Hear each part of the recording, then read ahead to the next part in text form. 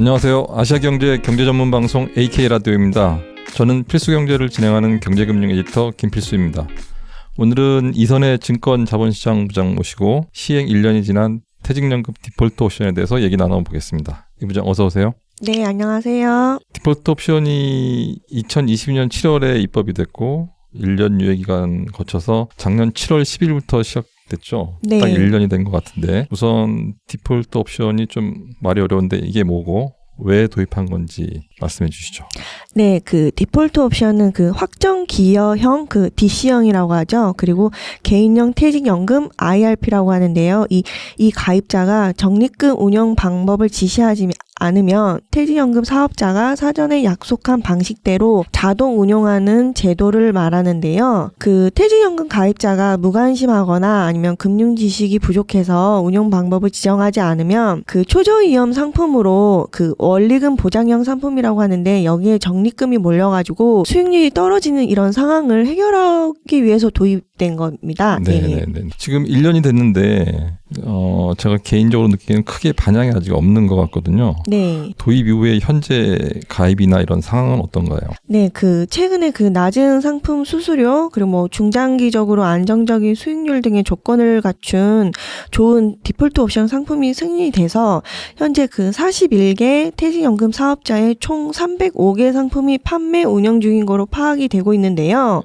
그래서 그 퇴직연금 디폴트 옵션 공시에 따르면 시행 1년 후 현재 적립금은 32조 9,095억 원, 그 다음에 지정 가입자 수는 565만 1,000명 이렇게 돼 있고요.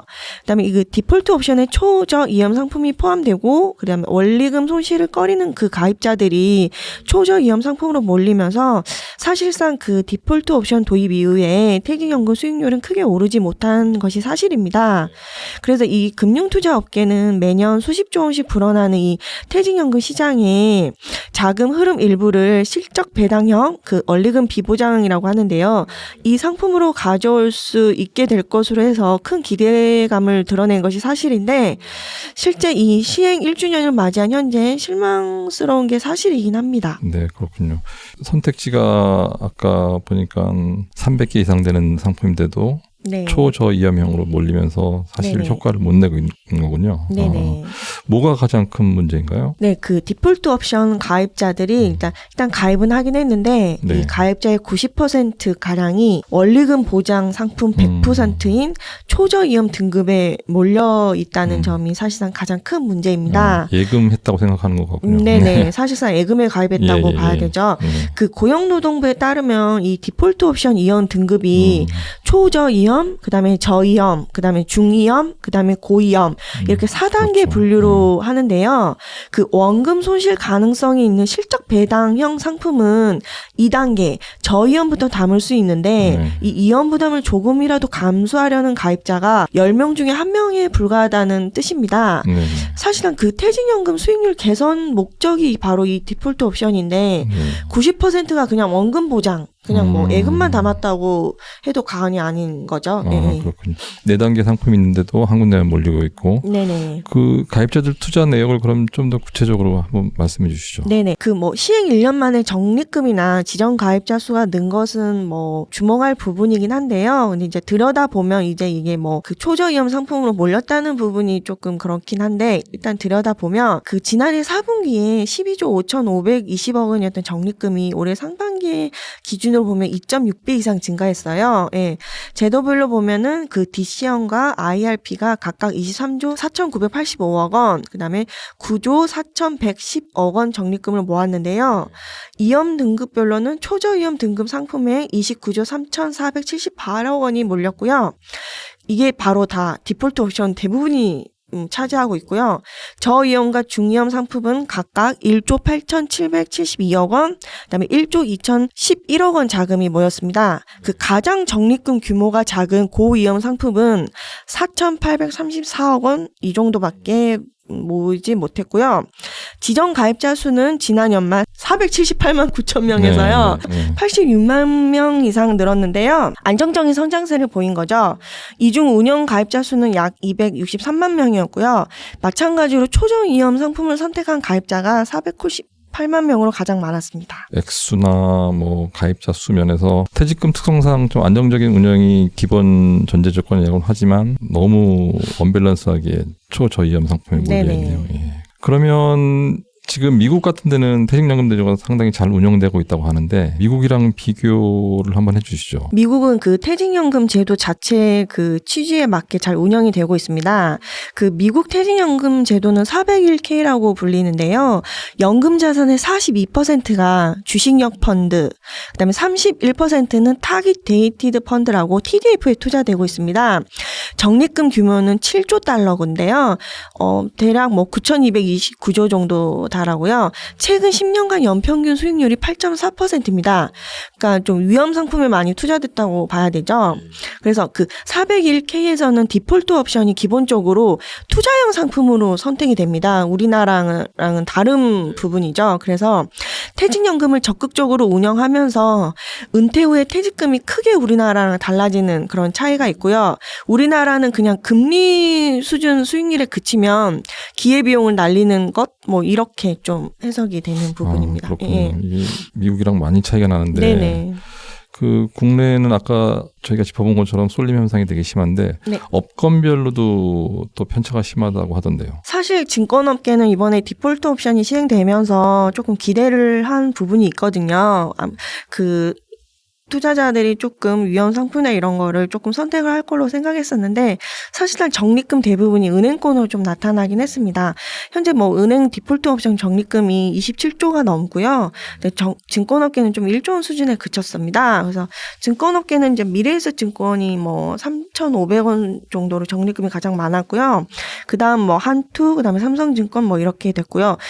또 증권업계에서도 또 초저위험 상품 쪽으로 많이 비중이 많이 몰려가지고 초저위험 상품으로 많이 몰렸다는 것 자체가 디폴트 옵션 도입 취지를 전혀 반영하지 못한다고 볼 수 있습니다. 때문에 이런 수익형 상품 가입 비중을 높일 수 있는 뭐 제도적 보완이 필요하고 또 증권업계 입장에서는 고객들의 이런 돈을 은행에서 증권으로 움직이는 동력도 좀 필요한 상황입니다. 뭔가 대책이 있어야 될 것 같은데 네. 전문가들이 제시하는 대응 방안 같은 게 있나요? 우선은 그 전문가들은 이런 투자자들이 이런 퇴직연금 수익률을 제고하기 위해서 이런 가입자들을 위한 교육이 마련돼야 된다고 제언을 하고 있는데요. 네.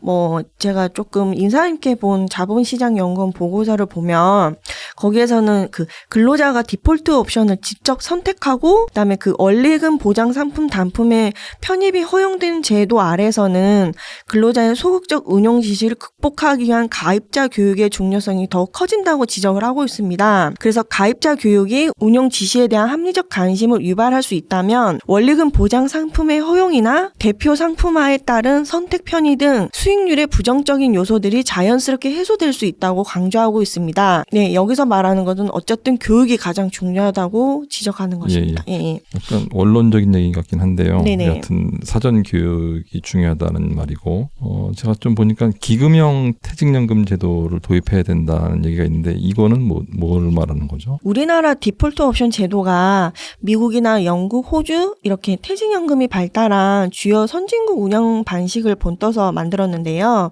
그 선진국 디폴트 옵션은 원리금 보장 상품을 제외하고 모두 실적 배당형인데요. 근데 우리나라 디폴트 옵션에는 그 원리금 보장형이 포함이 돼 있어가지고 아무래도 사람들이 소비자들이 다 원리금 보장형을 선택을 해서 사실상 1년을 이렇게 딱 지난 이 시점에서 조금 유명무실하다는 평가가 나오는데요.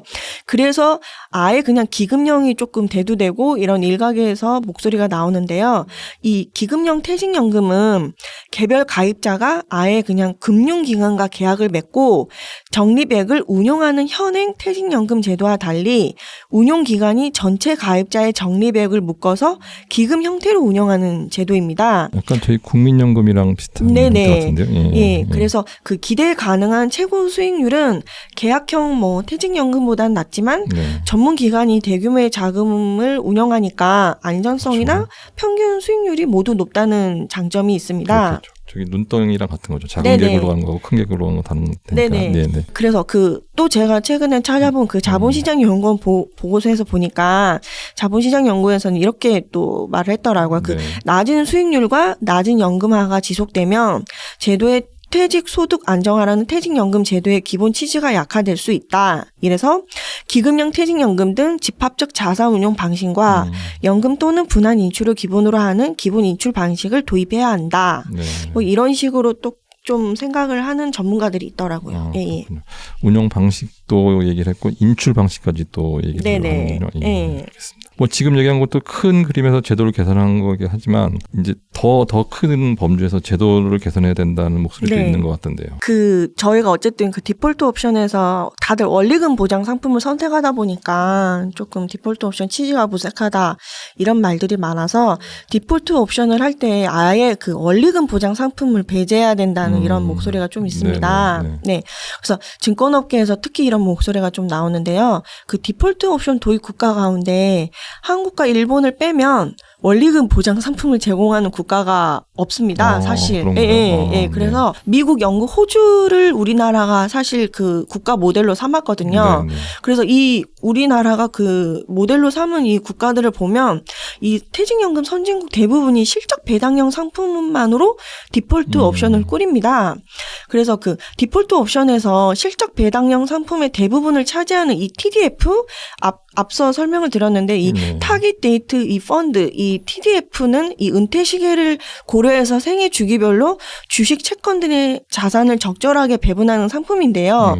이 리스크 분산을 바탕에 깔고 설계된 상품이기 때문에 은퇴 자금 보존 역할을 충분히 하면서도 또 이게 중수익, 고수익 뭐 이런 식으로 수익을 냈기 때문에 이 상품 위주로 조금 뭐 꾸려도 되기 때문에 아예 그냥 원리금 보장 상품을 제외한다 이런 식으로 제도 개선을 해야 된다는 목소리가 좀 있습니다. 그렇군요. 보면 제일 확실한 방법이고 쉬울 것 같은데 이 원리금 보장 상품 배제하는 게 근데 간단한 일은 아니라면서요. 예. 이 과정이 조금 순탄치는 않습니다. 네. 이게 근로자 퇴직급여 보장법에서 원리금 보장 상품을 포함하도록 하고 있어서요. 사실 이렇게 하려면 법 개정이 좀 따라야 합니다. 네. 그리고 또 은행 입김이 좀 강하다는 현실도 좀 장애물인데요.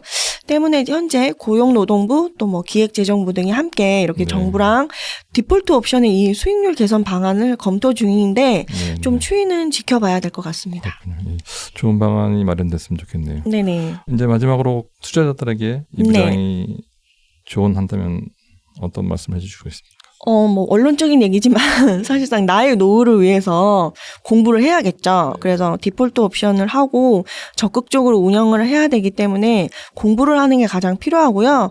그다음에 어쨌든 그 모두가 이 연금 수익에 대한 인식을 개선을 해야 하기 때문에 뭐 정부든 당국이든 그 인식을 개선하도록 그렇게 같이 좀 노력을 해야 되고 또 금융감독원 이런 데서 그 퇴직연금 가입자가 그 뭐 원리금 보장 상품에 편중되기보다는 본인 성향에 맞게 디폴트 옵션 이런 거를 좀 선택할 수 있도록 상품의 수익률, 적립금 이런 주요 정보를 그 매 분기마다 고용노동부 홈페이지나 뭐 금감원 통합연금 포털 이런 데 안내 공시하고 있고 잘하고 있으니까 이런 거를 조금 자세히 확인해보고 이런 습관을 좀 들여야 될 것 같습니다.